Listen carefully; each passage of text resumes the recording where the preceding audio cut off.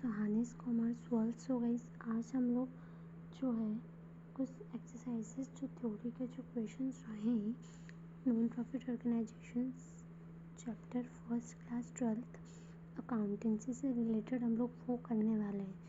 So first हम लोग start करते हैं मल्टीपल चॉइस क्वेश्चन से MCQ से। तो फर्स्ट है हमारा reception payment account is a summary of which. मैंने बताया था कि रिसेप्शन पेमेंट अकाउंट जो है वो समरी होता है किस चीज़ का, कैश बुक की समरी होती है वो। Okay, second is the objects of non trading organisation. Non trading organisation का मेन ऑब्जेक्ट क्या होता है? सोशल सर्विसेज प्रोवाइड करना, प्रॉफिट अर्निंग नहीं होता है, सोशल सर्विसेज प्रोवाइड करना होता है ना। Third is non profit organisation prepare. Non profit organisation इनमें से कौन से अकाउंट प्रिपेयर करते हैं? इनकम एंड एक्सपेंडिचर अकाउंट या profit and loss account, trading account या फिर मैन्युफैक्चरिंग अकाउंट। तो income and expenditure account prepare करते हैं। Okay, fourth is income and expenditure account records transactions of. ये हम लोगों ने भी पढ़ा नहीं है इनकम एंड एक्सपेंडिचर अकाउंट, फिर भी मैं बता देती हूँ कि जो इनकम एंड एक्सपेंडिचर अकाउंट होता है वो रेवेन्यू नेचर के अकाउंट्स को रिकॉर्ड करता है। रिसिप्शन पेमेंट जो होता है वो रेवेन्यू एंड कैपिटल दोनों आइटम्स जो होते हैं वो रिकॉर्ड करता है।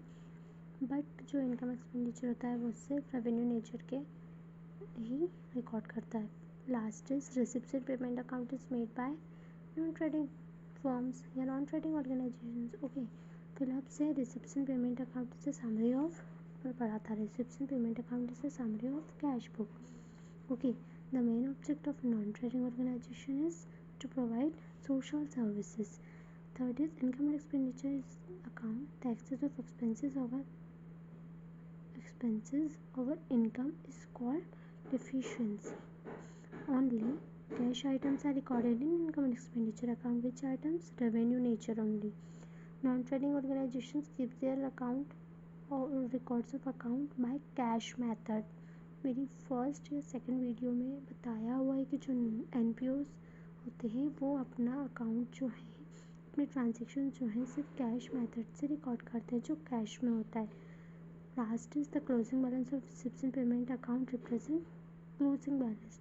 क्लोजिंग बैलेंस है तो क्लोजिंग बैलेंस रिप्रेजेंट करेगा। True false, no adjustment are made in reception payment account. Yes, कोई एडजस्टमेंट जो होते हैं रिसिप्शन पेमेंट अकाउंट हम लोग नहीं बनाते हैं। Professional people maintain their account according to cash system. Yes, reception payment account starts with an opening cash balance. नहीं, हम लोगों ने क्या पढ़ा था कि जो लास्ट ईयर का क्लोजिंग बैलेंस है उससे होता है, तो ये फॉल्स है। Income and expenditure account is a personal account. No, it is a nominal account. ऐसा कॉलम आप कर लीजिएगा। तो एंडोमेंट फंड हमारी कैपिटल रिसिप्ट होती है। Income expenditure non trading organisation बनाते हैं।